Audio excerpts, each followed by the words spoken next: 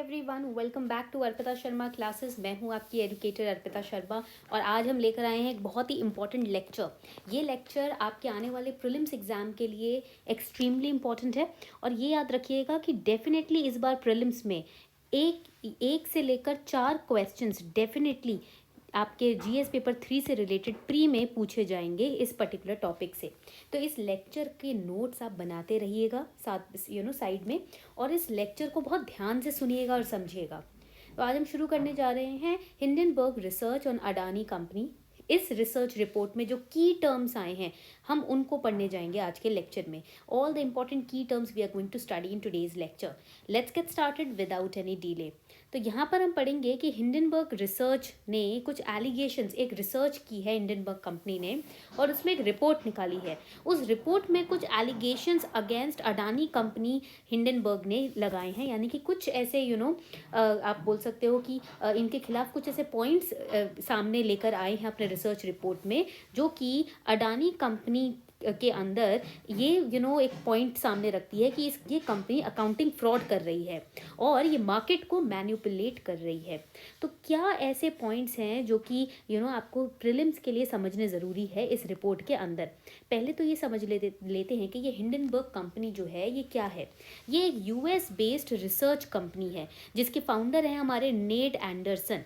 Net Anderson forensic accounting में इनको specialist कहा जाता है, इन्होंने स्पेशलाइजेशन की है और इनका मेजर इस कंपनी के द्वारा फोकस रहता है इक्विटी पर, क्रेडिट पर, डेरिवेटिव एनालिसिस पर। इस तरीके की कंपनीज किस तरीके से मार्केट को मैनिपुलेट कर रही हैं या किस तरीके से मार्केट में अकाउंटिंग फ्रॉड कंपनीज कर रही हैं, ये सारे रिसर्च इनकी कंपनी हिंडनबर्ग रिसर्च करती है। तो इस पर्टिकुलर रिपोर्ट में कुछ की टर्म्स हैं जो आपको पढ़ने और समझने ज़रूरी है। फॉर एग्जाम्पल, पहला की टर्म हमने देखा इस पर्टिकुलर रिपोर्ट में वो है शॉर्ट सेलिंग, और जिसको हम बोलते हैं शॉर्टिंग। हमें पता है कि हिंडनबर्ग रिसर्च एक शॉर्ट सेलर है। तो क्या होता है शॉर्ट सेलर? अगर आप एक शॉर्ट सेलर कंपनी हो तो इसका मतलब क्या है?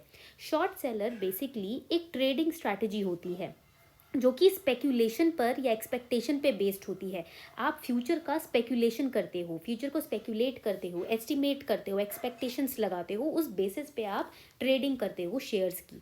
ओके, तो it is based on the expectation that price of security will fall. जो भी शेयर सिक्योरिटीज़ हैं उनका प्राइस आगे कुछ पीरियड में गिरने वाला है। ठीक है, उस बेसिस पे आप आज सेल और परचेज करते हो। It is fundamentally based on buy low sell high approach. मतलब अभी आप कम दाम में खरीदो, आगे जाकर आप हाई दाम में उसको बेचना। इससे क्या होगा? आपको मुनाफा यानी कि प्रॉफिट। इसको हम शॉर्ट सेलिंग बोलते हैं, इसे हम शॉर्ट सेलिंग अप्रोच बोलते हैं। याद रखिएगा, प्रीलिम्स में आपको कंफ्यूज किया जा सकता है ये बोलकर कि buy sell low and buy high, that will be wrong. Short selling मतलब आप फ्यूचर के एक्सपेक्टेशन से अभी क्या करते हो, लो प्राइस में खरीदते हो, आगे जाके आप हाई प्राइस में उसे बेचते हो। Here the sequence of transaction is reversed, sell high first and buy low later. अब इसमें क्या होता है, इस अप्रोच में नाम तो है buy low sell high, but इस अप्रोच में होता क्या है, सीक्वेंस जो होता है ट्रांजैक्शन करने का वो उल्टा कर दिया जाता है। उल्टा कैसे? कि आप सबसे पहले क्या करोगे, हाई प्राइस पे बेच दोगे और बाद में जाके आप लो प्राइस में उसी आइटम को उसी शेयर को खरीद लोगे। तो इन्वेस्टर जो कि शॉर्ट सेल करते हैं ना स्टॉक्स को, वो क्या करते हैं, शेयर प्राइसेस को वो एक्सपेक्टेशन लगाते हैं, स्पेकुलेट करते हैं कि फ्यूचर में जाके जो शेयर प्राइस है एक फ्यूचर डेट में वो गिर जाएगा और उस प्रिडिक्शन पे वो अपना पैसा, अपना रेवेन्यू बनाते हैं। तो बेसिकली ये जो अप्रोच है ये स्पेक्यूलेशन बेस्ड अप्रोच है। आप आगे का शॉर्ट नहीं हो कि भाई यही होने वाला है, बट हाँ आप सारे एनालिसिस, डिटेल एनालिसिस कंपनी के अकाउंट्स को देखकर करते हो कि आगे क्या होने वाला है। ठीक है, तो it is highly speculative and इसके अंदर लॉस भी हो जाता है। लॉस कैसे? अगर आपकी स्पेक्यूलेशन गलत निकलती है, अगर आपकी फ्यूचर की जो एक्सपेक्टेशन है या जो आपने स्पेक्यूलेशन किया है, प्रिडिक्शन किया है, वो गलत निकलेगा तो ऑब्वियसली लॉस होगा। तो इसीलिए इस तरीके की एक्टिविटी में सिर्फ सीजेंड इन्वेस्टर्स, काफ़ी नॉलेजेबल इन्वेस्टर्स, काफ़ी एनालिटिकल और स्ट्रेटेजिक इन्वेस्टर्स ही पार्टिसिपेट करते हैं। Traders usually does not own the securities, they borrow the security. वो क्योंकि because it is a speculative market, आगे फ्यूचर में क्या हो जाए पता नहीं चलता, इसीलिए वो खरीदते नहीं है सिक्योरिटीज़ को, शेयर्स को, वो बोरो करते हैं और फिर ट्रेडिंग करते हैं। ठीक है ना। वो शॉर्ट सेलिंग एक प्रॉफिटेबल कब होता है, जब ट्रेडर का स्पेकुलेशन यानी कि जो फ्यूचर का प्रेडिक्शन है वो सही निकले। ठीक है, और शेयर प्राइसेस एक मार्केट प्राइस के नीचे ना गिरे, तो इसका मतलब प्रॉफिट ही प्रॉफिट होगा। बट अगर रिवर्स होता है, स्पेकुलेशन गलत निकलता है, तो इसमें लॉस भी काफ़ी भारी झेलना पड़ता है। Okay, so here you have to remember this flow chart. ये फ्लो चार्ट आपको यहाँ पर याद रखना होगा कि short selling of stocks it is when due to decrease in value of securities, यहाँ पर आप देख लीजिए, there is an increase in amount of profit to investors. जब सिक्योरिटीज़ की वैल्यू गिरती है और इन्वेस्टर्स को प्रॉफिट मिलता है, तो ये हम देखेंगे यहाँ पर शॉर्ट सेलिंग होता है। उस वक्त ये होता है कि वैल्यू जो है सिक्योरिटी की वो गिर रही है, बट जो प्रॉफिट इन्वेस्टर कमा रहा है वो बढ़ रहा है। ठीक है, because of the approach of, यहाँ पर आप देखोगे, sell high first and buy low later. Okay, second important point यहाँ पर हमें इस रिपोर्ट में हमने ये टर्म देखा है सेबी का, एंड सेबी से रिलेटेड अभी पिछले कुछ साल के क्वेश्चन पेपर्स में काफ़ी क्वेश्चंस पूछे गए हैं। सो इसीलिए we have to again study about SEBI. SEBI is the statutory body, securities exchange board of India. It is quasi legislative body, because यहाँ पर आप अगर किसी भी तरीके का ट्रेडिंग मार्केट में किसी भी तरीके का अगर आपको कोई कंप्लेन है, ग्रीवांस है, आप सेबी में वो चीज़ उठा सकते हैं। It is a quasi legislative quasi judicial body which was established in 1992 in accordance with the SEBI Act 1992। Basically SEBI अभी से नहीं है, सेबी से पहले भी एक बॉडी थी। It was controller of capital issue body, जिसको कैपिटल इशू कंट्रोल एक्ट 1947 के तहत स्टैब्लिश किया गया था, बट 1988 में सेबी को स्टैब्लिश किया गया। It was constituted as regulator of capital market. Initially तो एक नॉन स्टैट्यूटरी बॉडी थी, बट बाद में इसको ऑटोनॉमस बना दिया गया और सेबी एक्ट 1992 के तहत इसको स्टैट्यूटरी पावर्स भी दे दिए गए। ये पॉइंट आपको यहाँ पर याद रखना है। अब इसका जो हेडक्वार्टर है वो मुंबई में रहता है, और इसका रीजनल ऑफिस जो है वो आप देखेंगे कि it is in Ahmedabad, Kolkata, Chennai and Delhi. Okay, ये पॉइंट याद रहेगा। चलिए इसका स्ट्रक्चर देख लेते हैं। तो इसके सेबी में ना आप देखोगे कि इसकी जो अथॉरिटेटिव बॉडी है उसमें चेयरमैन होता है पहले, जिसके पास सर्च और सीजर के ऑपरेशंस की अथॉरिटी रहती है, यानी कि किसी भी कंपनी या किसी भी डिपार्टमेंट को वो सर्च कर सकते हैं, प्रॉपर्टी या फिर किसी भी तरीके के एसेट को सीज कर सकते हैं। ठीक है, इसमें कुछ होल टाइम मेंबर्स भी होते हैं, कुछ पार्ट टाइम मेंबर्स भी होते हैं, और इसी में आप देखोगे इस सेबी के स्ट्रक्चर में ही हम देखेंगे यहाँ पर कि एक एसएटी बॉडी भी होती है, which is securities appellate tribunal body, जो कि एंटिटीज़ जिनको लगता है कि सेबी के डिसीजन से हमें नुकसान हुआ है या सेबी का डिसीजन सही नहीं है, उनके इंटरेस्ट को प्रोटेक्ट करने के लिए एक एसएटी बॉडी भी तैयार की गई है। ऐसा नहीं है कि सेबी एकदम हैंड होल्डिंग सबका करेगा या हाथ कस के लेकर चलेगा। यहाँ पर अगर किसी को लगता है कि सेबी का कोई डिसीजन उनके हित में नहीं है या फिर उनके इंटरेस्ट को हार्म कर रहा है, उस केस में they can approach the SAT body as well, which contains a presiding officer and 2 other members. इनका वही पावर रहता है जो कि एक सिविल कोर्ट का रहता है। ठीक है, और अगर एसएटी के डिसीजन से भी कोई प्राइवेट एंटिटी खुश नहीं है तो वो सुप्रीम कोर्ट में अपील कर सकते हैं। ये काफ़ी इंपॉर्टेंट पॉइंटर्स हैं प्रीलिम्स के लिए। एक एक लाइन के पॉइंटर्स बहुत इंपॉर्टेंट होते हैं, जिनके थ्रू आप एलिमिनेशन मेथड या गेसिंग मेथड भी यूज़ कर सकते हैं to eliminate the wrong options. SEBI जो बेसिकली फंक्शंस प्रोवाइड करता है वो 3 तरीके की कैटेगरी के लोगों के रिक्वायरमेंट्स को फुलफिल करने के लिए करता है, जैसे कि इशूअर्स जो शेयर्स इशू करते हैं, इन्वेस्टर्स जो उनमें इन्वेस्ट करते हैं, बीच में जो इंटरमीडियरीज या ब्रोकर्स होते हैं। इन तीनों के ही इंटरेस्ट को प्रोटेक्ट करने का काम सेबी का रहता है।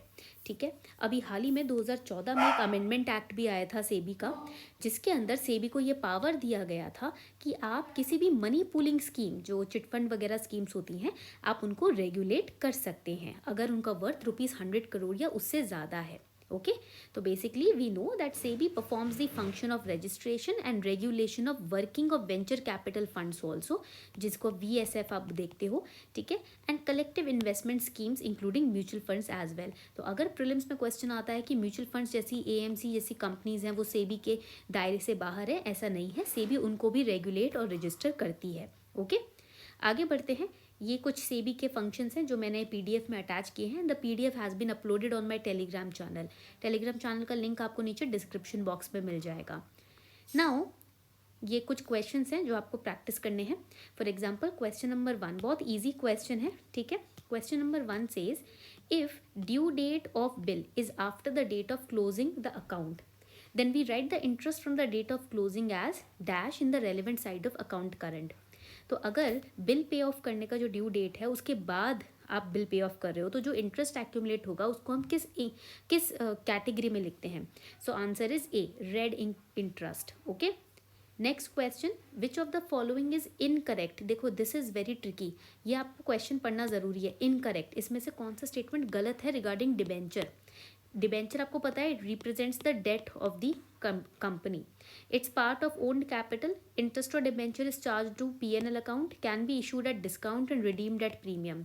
बी एंड सी बिल्कुल करेक्ट है, यहाँ पर इनकरेक्ट स्टेटमेंट है ए, ठीक है। A is the incorrect statement, it is part of owned capital, no because I told you it represents the date of the firm. Okay, अभी हाल ही में अडानी ने FPO लॉन्च किया था। What is FPO, further public offer. देखो दो तरीके के ऑफर्स होते हैं, एक होता है IPO, एक होता है FPO। IPO is launched when company is entering into the market for the first time, it is offering it share to the public. FPO is when the company is already listed in the stock exchange market and for the second time it is offering shares to its to the public, तो उसको हम बोलते हैं FPO, यानी कि follow on public offer या further public offer. आप listed company हो चुके हो, आपने IPO इनिशियली शेयर ऑफर कर दिए थे, अब आप एडिशनल कैपिटल रेज करना चाहते हो मार्केट से या अपने डेट को, अपने ऊपर जो उधार है उसको कम करना चाहते हो, तो आप नहीं फिर से share second time share offer करते हो पब्लिक को, तो उसको हम FPO बोलते हैं। अडानी कंपनी FPO ही ऑफर कर रही थी जब ये रिसर्च रिपोर्ट आई है। FPO दो तरीके से किया जाता है, dilutive FPO, non dilutive FPO, तो इसका डिफरेंस भी हम समझ लेते हैं। डाइल्यूटिव FPO में क्या होता है कि कंपनी क्या करती है, एडिशनल नंबर ऑफ शेयर्स को मार्केट में क्या करती है, इशू करती है, कि पब्लिक से कहती है हम ये एक्स्ट्रा शेयर्स इशू कर रहे हैं, इसको आप खरीदिए, ठीक है। इसमें कंपनी की वैल्यू सेम रहेगी, कंपनी की वैल्यू में कोई चेंज नहीं आएगा क्योंकि एक्स्ट्रा शेयर्स को ऑफर किया जा रहा है, ठीक है। This will reduce the price of shares because second time extra additional share आप इशू कर रहे हो, IPO तो है नहीं, तो शेयर का प्राइस तो रिड्यूस होगा, but it will also reduce the earnings पर शेयर रेशियो। अभी हम अर्निंग्स पर शेयर रेशियो भी एक सेपरेट रेशियो के ऊपर लेक्चर बनाएंगे जिसमें सारे इंपॉर्टेंट रेशियोज को कवर किया जाएगा। अब बात करते हैं यहाँ पर non dilutive FPO। It takes place when larger share holders of company, जैसे कि बोर्ड ऑफ डायरेक्टर्स या फाउंडर्स, वो प्राइवेटली अपना शेयर मार्केट में बेचते हैं, ठीक है।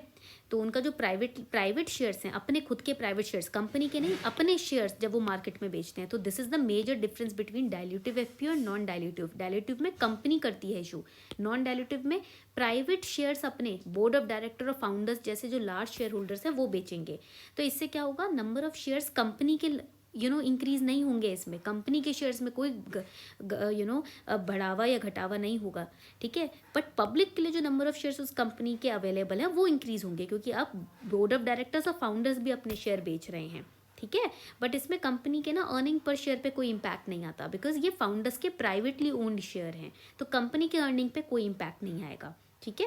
और FPO IPO के मुकाबले ज़्यादा सस्ता और ज़्यादा सेफ रहता है क्योंकि यहाँ पर आप कंपनी ऑलरेडी लिस्टेड है SEBI में, राइट, तो इसीलिए स्टॉक मार्केट में, तो इसीलिए आपको कंपनी के अकाउंट्स, फाइनेंशियल्स, डिटेल्स, पर्पस सब पता है। IPO में पहली बार कंपनी अपनी शेयर लेकर आई होती है, तो हमें कंपनी के इतने परफॉर्मेंस के बारे में इतना जानकारी नहीं होती, इसीलिए FPO ज़्यादा चीपर और ज़्यादा सेफर रहता है, ठीक है। अब ये IPO और FPO में डिफरेंस का एक PDF है जो मैंने पिक्चर है जो PDF में ही मैंने ऐड किया है, आप उसको देख सकते हैं। बात आती है शेल कंपनी की। इस रिपोर्ट में शेल कंपनी नाम का भी यूज़ किया गया है। शेल कंपनी एक ऐसी कॉरपोरेशन होती है जो कि कोई भी